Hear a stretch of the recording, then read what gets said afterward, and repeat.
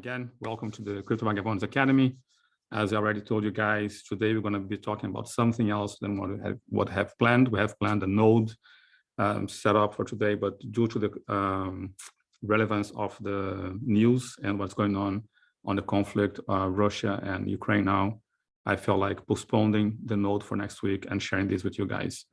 Also because the market response. So this is a session that's going to be in our academy on Beyond the Coin line of education. So today's presentation, what I aim to do with today's presentation, I think I just forgot an S here, forgive me for that, is to let you know that the very recent crash we had, it is not due to the Federal Reserve. As I said, the Federal Reserve is already sending mixed signals, which the market interpret as them being willing to give a U-turn in case things get worse. So it's not about the Federal Reserve. This one is about NATO, Europe, Ukraine, and Russia. And I put NATO/Europe because Europe is an agglomerative of countries, and they have mainly one military force, which is NATO. Now, like I say, it's onto the crash, and we have, so by the end of this presentation, I hope you can see that the recent crash was not due to the Fed, as I already said, but because the market is foreseeing a known, or at least they see right now, a non-negligible possibility of conflict. And what does that conflict mean for the market and Europe is what we're going to be discussing here today. So I also share on the group that you guys should maybe watch the documentary on Netflix, Winter on Fire. And I call this presentation Winter on Fire 2, because I think we are about to experience a Winter on Fire 2. For those who didn't watch the documentary, once you watch, you can understand this presentation much better. These are just a few images that are part of the documentary. Now, let me clarify once again what I'm saying here and what I'm not saying. I'm not saying that we should disregard what's happening now, and I'm not trying to defend or justify any behavior of any politician or any government. I'm just trying to share with you how I think they're thinking. What is their frame of thought? What is going through their mind, okay? What I'm saying is whenever you have a conflict like this, we need to go back in history and we need to be able to hear all parts. And also, what I'm saying is you need to understand the motivation, because if you don't understand the motivation, you will not be able to foresee what may be possible to happen, and you're going to be making mistakes on your investment. And even though what I'm sharing here now may seem like not connected to the market, I think the fact that it caused a crash this last week is strong evidence enough to see that knowing this kind of stuff is fundamental, or is like vital for your investment, and if you want to be able to understand the macroeconomic world. So we're going to be dividing this presentation in 6 parts.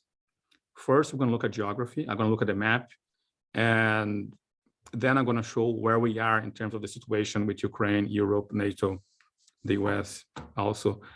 And then I'm going to go back a little bit in time and show how we got here.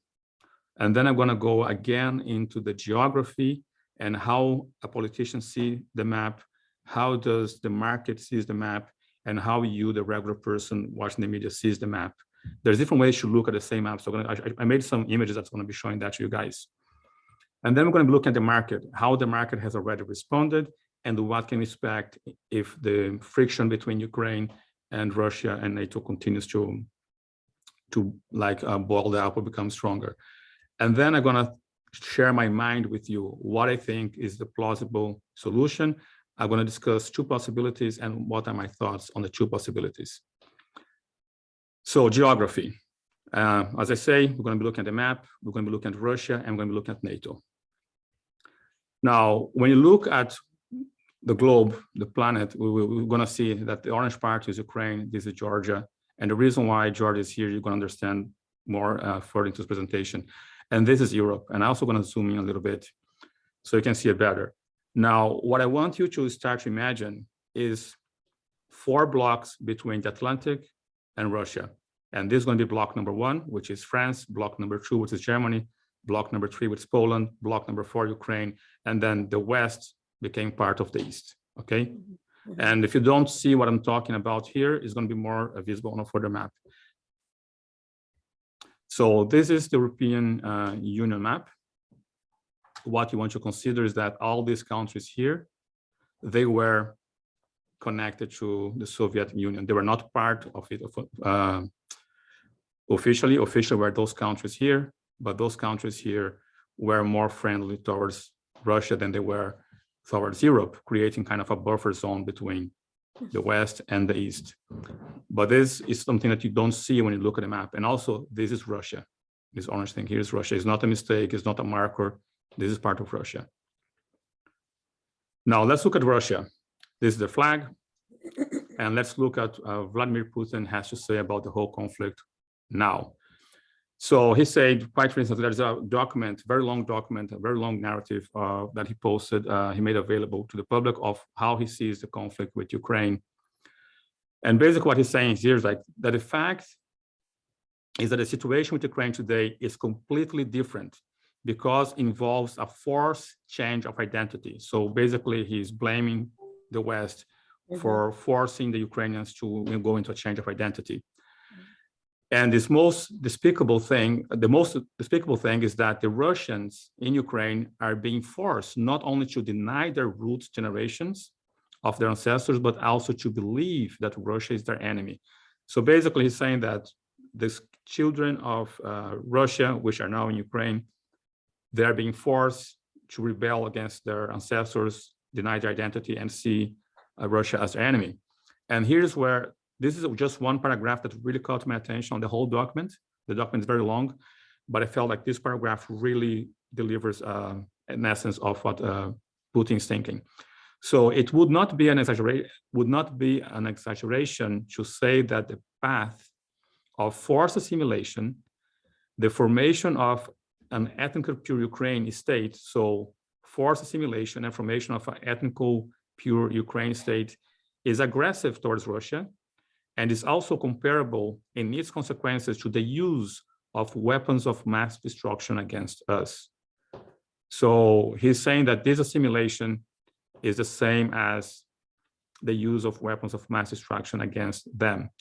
Because as a result of such harsh and artificial division of Russians and Ukrainians, the Russian people in all may decrease hundreds of thousands or even millions, meaning if the people of Ukraine are no longer Russian, the long-term effect of that is the diminishing of the population of Russian by thousands, if not millions. So he sees this whole thing of Ukraine becoming part of Europe, identical to the use of weapons of mass destruction towards Russia. That's how he interprets the whole thing.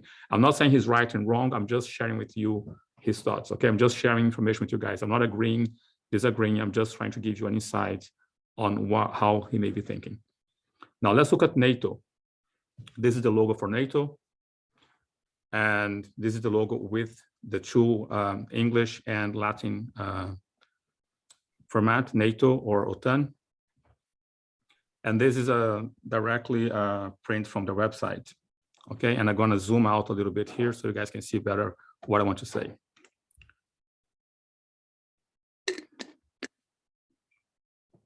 So you don't have to read the whole thing. The most important thing is military NATO. So NATO is committed to a peaceful resolution of disputes. If diplomatic efforts fail, it has the military power to undertake, meaning they will try to do things diplomatically, but if push comes to shove and we need to use military forces, we do have and we're going to use it. And they say these are carried out under the collective defense clauses of NATO, founding treaty Article 5. Article 5 is one thing that I want you to really grasp in here, because the biggest dispute on this whole thing is Article 5. I'm going to show you what Article 5 is. Some people say we can help Ukraine, we the West, but we cannot give Ukraine Article 5. So what is Article 5? Article 5 is basically the collective defense clause, which says that NATO is committed to the principle that an attack against one or several of its members, meaning any country, any attack, is considered to be an attack against all. And this is the principle of collective defense, which is enshrined on the Article 5. Okay, so that's basically the translation of what Article 5 means. A more extensive version of that is written here. And I'm not going to read the whole thing. I want to move on because it's going to be a very long presentation. But basically what it says is any attack on any portion of any member of NATO is an attack on all, and all countries and all military forces have to obey NATO's command and defend that attack. Okay, NATO began with only 12 countries as members. Today they have 30 members. And I'm going to show you the evolution of that NATO so you guys can understand this better. Now, we had a view on Putin's, I would say, frame of mind. We have understanding of, in essence, what it is, what it means to become part of NATO. Now we're going to look at what is Ukraine. So this is the flag of Ukraine. And this is the president. He's a comedian. He's an actor and a comedian and a president at the same time. Okay. So this is one sentence that he said, which kind of encapsulates how he sees this whole thing. I would like to explain, and this was a question that someone asked him, like what message he would deliver to Americans or to people in the world about this whole thing. So this is what he said. He said, I would like to explain that it does not matter where a person lives. There are simple, straightforward rules and principles. So no matter where you are, no matter what culture you belong to, there are certain rules and principles. You cannot kill someone, you cannot kill people. You cannot deal drugs, you cannot much offer poison to other people, and you cannot commit an act of violence. And there should be no slavery anymore. We all live on this earth. Of course, he's not talking about animals, talking about us humans. And life on earth is all about these values. And there are civil rules, as I call, and the rules that may help us to survive in this world, saying if we all abide by these rules, we're going to survive much better. We're going to be able to have a more peaceful existence on the planet. The Ukraine question is about two countries. One of each is attacking the other. And they say it's a moral question. You can't capture someone's territory and you cannot invade. So he's like appealing to the principle of do no harm, do not start an attack on anyone else. And that's the way it should be. And if you commit violence first, then you are wrong. So that's pretty much how he sees the whole thing. So that's the mind frame of NATO, Putin, and Ukraine. Now let's see where we are today. I'm going to play a few videos off of, I should be able to share my sound. Can you guys hear this? Can't hear anything. I'm going to have to stop sharing and I'm going to have to share the sound.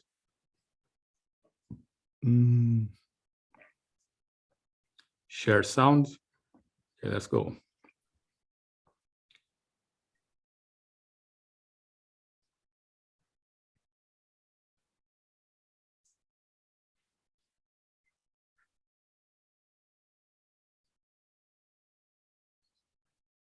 Okay, I may have to do something different so you guys should get this sound. Let me see if it works. Russia or whoever else may Can you have hear a it? say. Okay, so let me go to the beginning. Just that there is no way that Russia or whoever else may have a say on those type of issues. But we underscore that for us it's absolutely mandatory to make sure that Ukraine never ever becomes member of NATO. So we would favor a formal replacement eventually at the forthcoming Madrid summit of NATO of the Bucharest formula of 2008 that says Ukraine will become member of NATO with exactly the wording I mentioned now. Ukraine and Georgia will never ever become member of NATO. That would be a welcome change to the better in the position of NATO. We are fed up with loose talk, half promises, misinterpretation of what happened at different forms of negotiations behind closed doors. We do not trust the other side, so to say. We need ironclad, waterproof, bulletproof, legally binding guarantees not assurances, not safeguards, guarantees with all the words shall, must, everything that should be put in this bowl, never ever becoming member of NATO. It's a matter of Russia's national security, and it's an endless debate how qualified.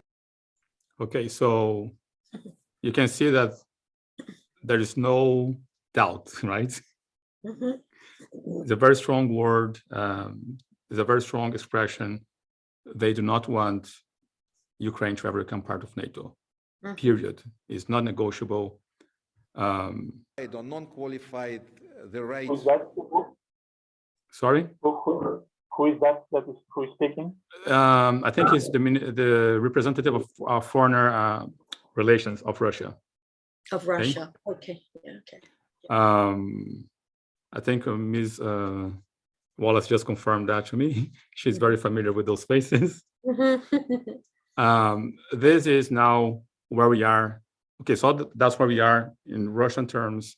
This is where we are in German European terms.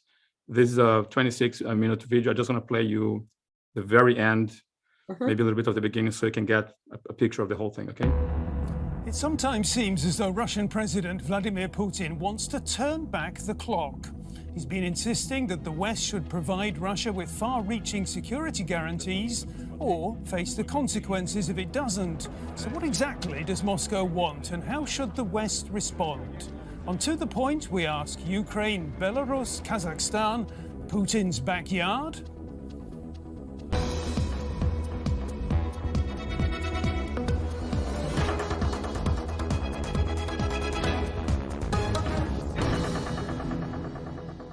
Well, thanks so much for joining us here on the show, where my studio guests are Rachel Tausend-Freund, editorial director at the German Marshall Fund, who thinks Russia may be willing to pay a high price to shape the future of its neighbours, but the US cannot back down.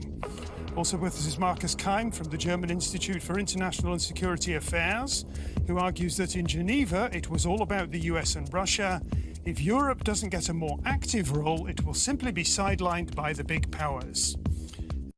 So this guy, you already know who he is. I'm going to share with you his thoughts. Let's go towards the very end with a question that is being asked to him. I think it is here. Russia at the table. Okay, and there is, at the same time as all this, there's a new German government in office. I'm just wondering what Marcus's advice would be to the new German government as they contemplate this crisis. Prepare for the worst. Yeah. Okay, so Very sad. Very sad. Yeah. now let's. Secretary General, good to see you this NATO. morning. Appreciate it. Again, it's a very. I don't want to play the whole video. Just want to capture moments where it gives you the essence of where we are. So I think this is around here. Implement the Minsk process in a more aggressive way. Would that make a difference? Ukraine has engaged in the Minsk process, but we need to understand that the aggressor is Russia. It's Russia. Russia occupies part of Ukraine, Crimea. They support the separatists. They are present in Donbas, the eastern part of Ukraine, and they have conducted severe cyber attacks against Ukraine. So the aggressor is Russia. So in a way, to expect that the victim of aggression should de-escalate is to really put the whole thing in a bit a strange upside down way. So the main message, the most important message, is to Russia to de-escalate, but also to send a message to Russia that we are ready to sit down and also listen to their concerns. We did that yesterday, and to have faithful discussions, talks about. So, in the vision of NATO, Ukraine is a victim, and Russia has to back down. And they're talking about diplomatically trying to solve this, but also they're willing to go to the extreme of engaging at war. Зараз всі новини та Now, This is where the president is sending a message to his people, the president of Ukraine. Інформаційний простір сповнені схожими повідомленнями про війну з Росією, про те, що вторгнення може початись прямо завтра, будь-якої миті. Ці ризики існують вже не один день. І вони не стали більшими. Більшим став ажіотаж навколо них. І зараз активно нападають не на нашу землю, а на ваші нерви, щоб у вас було постійне відчуття тривоги, а також емоції інвесторів та кон'юнктура для бізнесу. Послабити Україну. You see that here he already starts talking about investors, huh? It attracts Business, the emotion yeah, of investors. business. Okay. Well, it's all Щоб business, right? примусити It's all до business. поступок, в гонитві за хайпом не допомагати ворогу. Повідомляти щодня про те, що війна може бути завтра. Це точно її не зупинить. Всім нашим партнерам бути дієвими і не на словах. Важлива не лише інформація про те, що може зробити Росія, а й про те, що в цьому випадку буде робити світ. Без абстрактних їм це не минеться, а називаючи конкретні санкції, конкретні заходи, на які готовий весь світ. Ми про все знаємо, ми до всього готові. What he wants is not a threat to sanctions Russia, but the implementation of those sanctions immediately. I'm going to be shining some light on what a few of those sanctions might be. Але робимо все, аби врешті нам це не знадобилося. Робимо все для вирішення дипломатичним шляхом. Робимо все для настання миру в Україні. Що робити вам? Тільки одне. Зберігати спокій, холодну голову, впевненість у своїх силах, у своїй армії, у нашій Україні.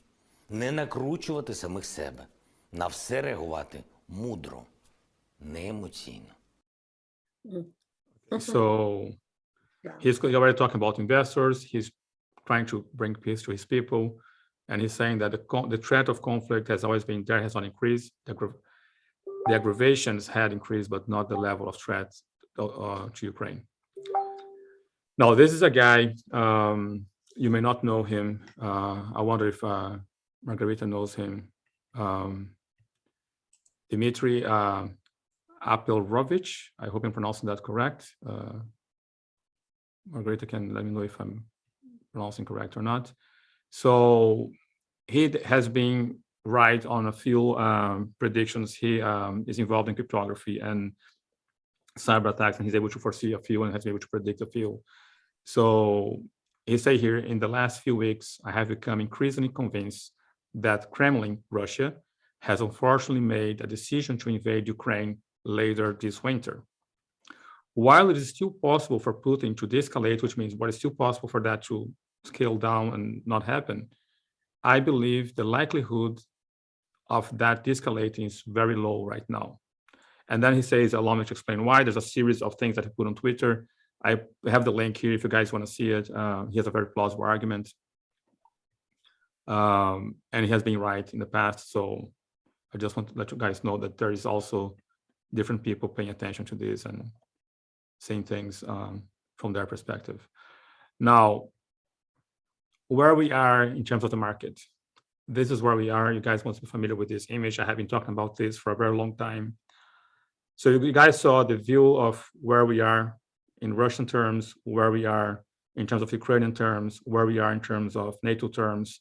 Here's where we are in market terms.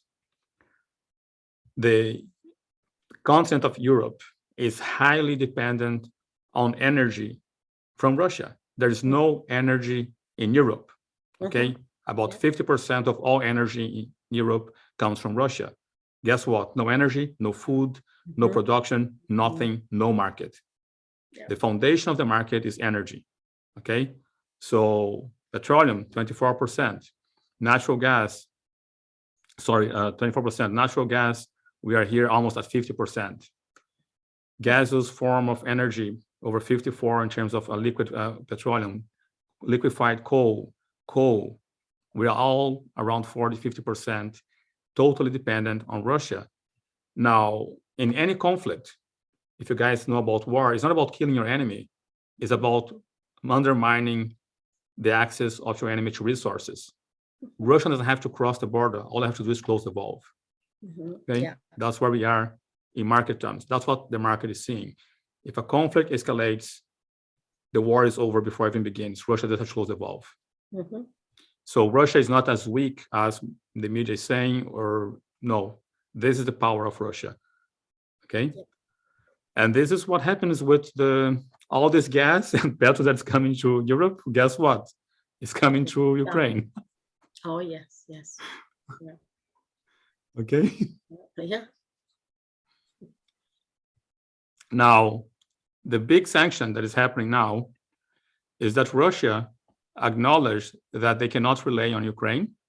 So what they do, they create a North line, okay, which is known as Nord Stream. The Nord Stream 1 is already there and is functional. The Nord Stream 2, it is there, but they have not get authorization to open the valve and operate the line. It has been built already, it's concluded. So this is the biggest dispute between Biden and Putin, is to get Germany and Europe to authorize the opening of the valve of this second line. Now, how did we get here? Let's go back into history. This is Russia, or from, I think it's 1922 to 1991. Okay, all of this was Russia. All the way to here. Yeah. Okay. You see here is Germany. So this was Europe. Remember I told you about the blocks? This was this area between Europe and Russia. This is already NATO. This is NATO. This is NATO, and NATO is asking for this. Let's look how we got here. This is the NATO map, 1949. Okay, it starts with 12 countries. The dark blue are the founding members of NATO. Now, 52, they got Turkey, and that's why Georgia. Georgia is the buffer state between NATO and Russia here, okay? Now, 52, 55, they got part of Germany. Remember, back then, Germany was divided in two. 82, no problem, they got Spain, they went back a little bit. Guess what? In 1999, they got Poland, which was before pretty much Russian soil. 2004, they got the neighbors of Russia. They have this border. Okay, this is also Russia here. Now, they also got Romania, getting closer to the border. So we came from here, all the way here, approaching Russia. 2009, they got Croatia and Albania, former Soviet allies. 2017, they got Montenegro. 2020, they got North Macedonia. So I'm gonna paint the picture to you guys. How do presidents look at the map? This is how you see the map. And this is how presidents do see the map. They see the Atlantic Ocean here and 4 blocks, as I said before, to get to Russia. 4 very important, geographically speaking, countries, okay? France, Germany, Poland, and Ukraine. Why not here? Too many borders, too many countries. Why not here? The same reason. Here is just 4, 1, 2, 3, 4, and you are in Russia, okay? Now, this is how they see it. That's how they have always seen it. And this is the way Russia used to see it. And they used to see it between 1922 and 1991. Russia saw an orange barrier and a red barrier here, a zone of protection between East and West. And what the West had, France and Germany. So this was 1922 to 1991. What happened then? This is the view of the NATO map, okay? In a different map, showing you how they think. 92, this orange barrier disappeared. All Russia had was the red one. Okay, all in 1 year, we went from this to this in 1 single year. Then in 99, Poland and Romania officially became part of the West. That's how they're seeing the whole picture.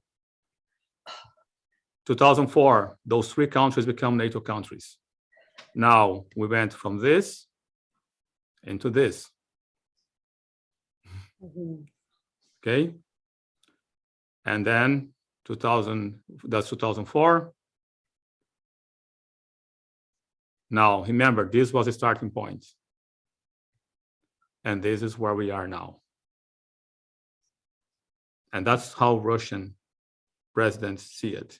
Whoever is there, that's how they see it. I'm not defending, I'm just letting you know how they perceive this whole thing. Okay. Yeah. Now that's what we're asking for. Okay, you're asking to go from this into this. Remember, we came from here, and now you're asking them to go from here to here. That's how they see it. Okay. Now let's look at Ukraine. Ukraine is a divided country. As you can see here, this is mostly speaking Ukrainian, predominant Ukrainian speaking. So basically, this is mostly Russian, and this is Western Ukraine. Okay. The country is divided by just language alone. And this is mostly Russian. And what I want to say about this little peninsula here, it was given to Ukraine by Nikita, I forgot his last name, was a leader who gave this to Ukraine when it was part of. Gorbachev. Yes. Yeah, they just gave it just because on papers it was convenient. There was no reason. Yeah. So this peninsula belonged to Russia for over 300 years. And it was given about 50 years ago to Ukraine as a symbolic gesture when they were all one nation. Am I right on that, Margarita? Yeah, let's Margarita? not forget that it Yes, was yes, yes, USSR Yeah. at that time. Yeah, it was. Yeah. Yeah, so it was all one nation was USSR, Soviet Union, and they symbolically gave this, okay? Now, here is the election. So Viktor, and I hope I pronounce this correct, Viktor Yushchenko, okay, is a president that favors alliance between Ukraine and the West. Viktor Yanukovych favors the alliance of Ukraine with Russia, okay? Now, this is the results of the election in 2004. You can see that the country is very divided. This is a border, Russia, Ukrainian, okay? East and West. Now, what happened is, on this election, Viktor Yanukovych, he cheated. He made the polls look like he won, and then they asked for a recount. He didn't win. So Viktor Yushchenko actually won 2004. Guess what? 2010, he comes back and then he wins. Okay. Same thing, one side voting for Yushchenko and the other side voting for the guy who wants to be connected to Russia. And this time he wins. And during all of this, Ukraine is moving step by step, signing papers, going through procedures to become part of NATO. This whole affair began in 1991, 92. But it's coming to conclusion now. So 2008, Ukraine applied to begin NATO membership, apply officially by filling up a piece of paper called Membership Action Plan, which is MAP. 2010, 2013, we saw now the Yanukovych gets elected. And in 2013, instead of moving towards the agreement with Europe and NATO, he signs an agreement with Vladimir Putin instead. And then we have the great winter on fire, the Orange Revolution, okay? Which results on the February 22nd, Yanukovych has to flee the country. It's pretty much a coup. And he couldn't complete his mandate. And then the protesters proceed to take control of the Capitol buildings. And on the same day, the parliament declared Yanukovych relieved from duty. Remember, he fled before he got voted out, okay? So Putin didn't like to see the president of Ukraine, who is his best friend and ally, being kicked out. And how does Putin respond? On the same year, a few months later, he takes advantage of this whole distraction and he annexes Crimea back to Russia. And following that, he starts to increase the military forces there because, of course, he's expecting a reaction from him doing this annexation. Now, you guys got the picture so far, right? Yep. Now let's look at the motivations. What motivates one side and the other? Just in the last 48 hours, there seems to be a change in the way. This guy is a representative of international things of Ukraine. I want to get to the point where it's more important. I think I have it. I think it's here 140, around here. There were people in Kiev waving European Union flags. Do you not understand? He's talking about the end of the Orange Revolution or the Winter on Fire when the president fled. The Ukrainians were waving European flags. That actually the Ukraine, and I can understand, if I was Ukrainian, I'd want to join NATO. I mean, I get that. But from a strategic point of view, aren't the West making a bit of a mistake in trying to drag the Ukraine into their orbit? If you consider West, the EU and NATO, but you're right, let's talk about NATO first. Yeah. Let me show our perspective. In 1994, we decided to give up the nuclear weapons physically to Russia because you requested. You, Americans and Russians, signed the agreement with us that we will be defended. There were no guarantees, but assurances. Oh, sorry, we didn't understand the difference in meaning of English words. We hoped that what we got at the deal, that we give up the weapons, which actually were more than you had France and China together. So your life was... So, in 1994, American intervention asks Ukraine to give the weapons to Russia. Now, it's not just any country. It's the country that is third place in terms of nuclear arsenal. They had more arsenal than China, France, and Britain together. Wow. Okay? And the American intervention, and again, you intervene on market, you intervene on economy, there's a backslash for you ahead of the time, okay? So I just want to emphasize this point here. Oh, sorry, we didn't understand the difference in meaning of English words. We hoped that what we got at the deal, that we give up the weapons, which actually were more than you had France and China together. So your life was much more safer since then, since 1994. And we believe that you and the United States and Russia will not threaten us with anything and will defend if anything happens to us, because we can't defend ourselves with nuclear weapons anymore. And look at us now, after all these 30 plus years, we're now in a sort of waiting until one of those ones who are signing will come to us, and the two of others who signed actually are not Russian to help us with this war. And you're right, we lost already 13 plus thousands of people. Yeah. So that's our perspective. Yeah, no, I understand that perspective, but I also understand the Russian perspective. Okay, so sorry to say this, America made a huge mistake, the West made a huge mistake, and that's why I defend never give up your weapons. They're trying to make these laws to disarm people in the South. Every time someone asks you to disarm yourself and you agree, you're making a huge mistake. You can see it here. Absolutely. Okay? So to me, the intervention was short-sighted, as most interventions of government are, and there is always a blowback. Okay? Now, let's go back into history. 1823, Quincy Adams creates a document called the Monroe Doctrine.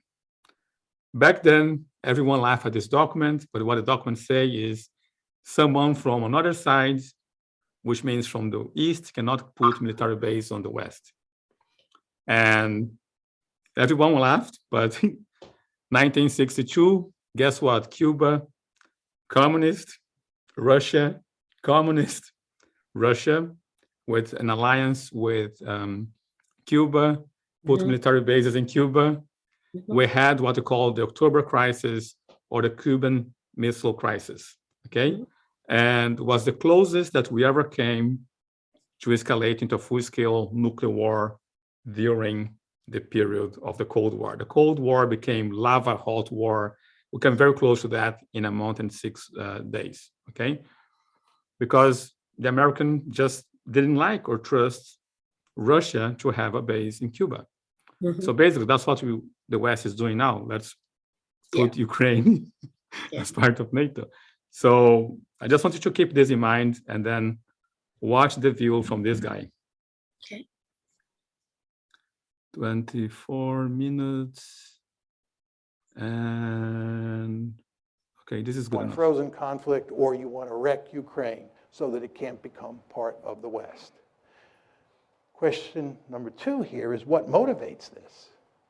What motivates this is that Russia is a great power, and it has absolutely no interest in allowing the United States and its allies to take a big piece of real estate of great strategic importance on its western border and incorporate it into the West. This should be hardly surprising to the United States of America. As all of you know, we have a Monroe Doctrine. The Monroe Doctrine basically says that the Western Hemisphere is our backyard, and nobody from a distant region is allowed to move military forces into the Western Hemisphere. I can tell from looking at the audience that most of you are old enough to remember the Cuban Missile Crisis like I am. You remember how we went stark raving crazy at the idea of the Soviets putting military forces in Cuba? This is unacceptable. Nobody puts military forces in the Western Hemisphere. That's what the Monroe Doctrine is all about. Can you imagine 20 years from now a powerful China forming a military alliance with Canada and Mexico and moving Chinese military forces onto Canadian and Mexican soil, and us just standing there and saying, this is no problem. We're all 21st century people, and worrying about Chinese forces there is what 19th century people like Vladimir Putin worry about. Of course that's not going to happen. We're going to maintain the Monroe Doctrine with regard to China just as we did with the Soviet Union during the Cold War. So nobody should be surprised that the Russians were apoplectic about the idea of us putting Ukraine on the western side of the ledger. Yeah, absolutely. Okay. Now, let's see how the market sees this and what the market has done about it and has been ignored, okay? And so you guys saw the view of the politicians, you saw the view of how you would see the map before, and I hope with this presentation it changes how you see the map now. Oh, yes. Now we're going to be looking at investment, okay? So how does sophisticated money sees this whole thing, and what is sophisticated money preparing for, okay? So there we go. This is, again, one image that I have been sharing here in the Academy with you guys for a while. And let's look at China. This is the amount of nuclear reactors being built worldwide. Wow. China has only 14. India has only 6. So China and India has about 20 nuclear plants being built. North Korea has 4. United Emirates States has 3. Turkey, which is part of Asia or Europe, depends on how you look, has 3. And Russia has 3. So let's look. 14, 6 at 20, 24. 24 plus 9, that is 33. Japan has 2, that's 35. So we can say that that side of the world has about 30, right? Now, let's look at what is Europe doing. And again, remember, energy is everything. We have Slovakia with 2. Yeah. We have United Kingdom, which is not even Europe, as having 2. France has 1. Finland has 1. So you have 4 in Europe being built. Now, how many has been shut down on the process of being destroyed? Yeah. So one part of the globe thinks they need more nuclear, and Germany alone is shutting down 15. The market critics of their money, they went to the German authorities in 2005 because they agreed to do this in the year 2000. 2005, they actually say is that phasing out nuclear plants was not, it was a mistake, okay? Because the power provided by those stations will not, I repeat, will not be adequately compensated and produce an energy crisis. So Germany was like, we're gonna go green, we are ESG friendly, we're gonna shut down our nuclear plants, we're gonna go solar, we're gonna go on wind. And the market is saying since the year 2005, you're making a mistake. You're gonna be causing an enormous energy crisis to yourself. 2007, Germany ignored the warning and say, we're gonna dismantle them all. This year, they conclude the 3 remaining power plants to be shut down. 2022, Wow. energy crisis is here, okay?